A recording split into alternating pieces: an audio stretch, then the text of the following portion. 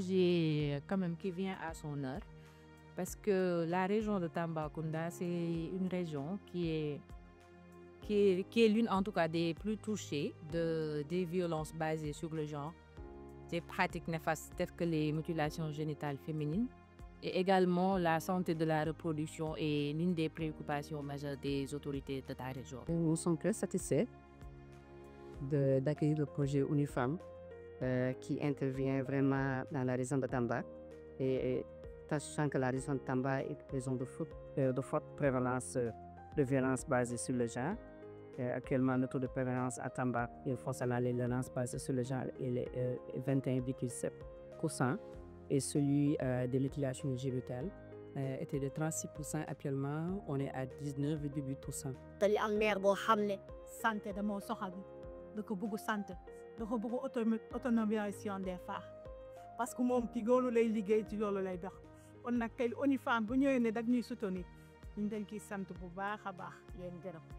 lii nii bañ ko déggee man li foo mën a fekkee ndax comme kóoli boppam bi liggéey yéelaat seen femme te femme yi nañ de yi ñooy borom kër yi ñooy topp la yar xale te jigéen yi bu ñu jubee rek njaboot di jur kooku il faut ñu dem jàppale léegi jàppale mooy suñu sarma en tant que ñu boole ci di waxtaan diisoo di yërëm boo yërëmee jigéen rek yàlla yërëm yéen xamoo ma ne fi àgg yar xam ma ne sax te comment ne bu ngeen yërëmee yi ne ci kaw suuf la kii te asama yërëm am nga femme pour ñu autonome il faut que ñu am lu ñu moomal seen bopp waaw surtout si affaire financement bëggoon nañ bu leen financé tamit na ngeen accompagner parce que nit boo ko financé te accompagner boo ko financement bi xëy na jëriñ bu du bëri. projet bi li si jiitu mooy li ñu dajalee nii tey ñu fexe nii ñu bañ a gëjëte kenn ku ne sa plan d'action mu nekk plan d'action communautaire. Actuellement, il y a des structures de prise en charge des violences basées sur les genres.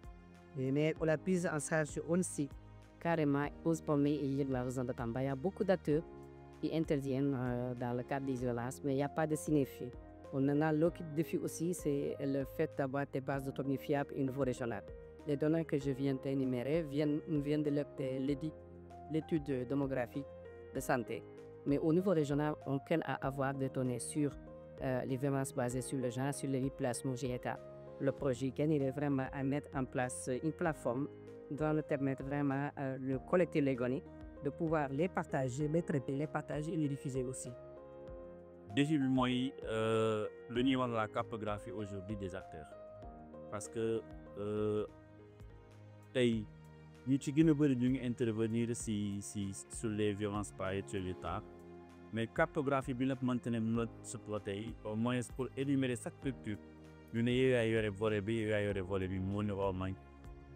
dañuy jàpp xale gi di nandal au perso te ñeneen xale suy dem en consultation war a bu déshabillé comme ça mais sinon si dañoo am tam garde-fou ñoo xam ne kenn du ko ci dégé mais yéen tam dañuy daw dem Gambie ñoom ñeneen duñu voté contre excision ñoom dañu koy pratiquer donc ñeneen dañuy daw rek dugg biir Gambie def ko pas. Dans sa mise en œuvre, je pense que l'un des défis majeurs que le projet va rencontrer, c'est la réticence.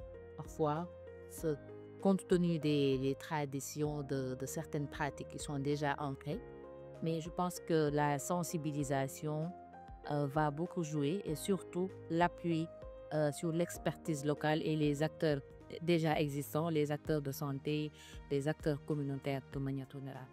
am na beneen tamit mooy poste santé ñu fexe ba muy bari te désenclavement nañ ko boole ci projet. Je prie tout le monde vraiment de venir travailler avec le projet et vraiment je sais qu'avec le projet, les soucis liés aux violences basées sur le genre sont derrière nous. Ensuite, ici, il y aura vraiment une autorisation pour les membres pourront avoir droit à la parole, à la prise de décision, à la santé. Ce sont deux projets aussi. Il y a le projet de l'UNIFEM, mais il y a le projet aussi de l'INEP, c'est la santé de la reproduction. Et le même au niveau de la gouvernance, au niveau de la préfecture, au niveau de chaque département, il y a ce qu'on appelle les CDP.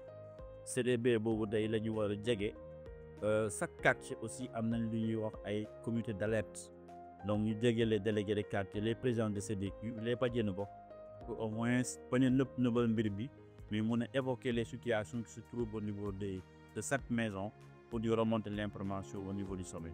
C'est un projet qui est venu pour aider les populations de la région de Tambacounda à faire face à ce fléau qui est les violences basées sur le genre, la santé de la reproduction, les questions de santé de reproduction, les mutilations génitales féminines, entre autres. Donc, il faudra s'approprier de ce projet et aussi savoir que chacun est le relais du projet, qu'il faudra faire une synergie avec les projets déjà existants et qui interviennent dans le même domaine.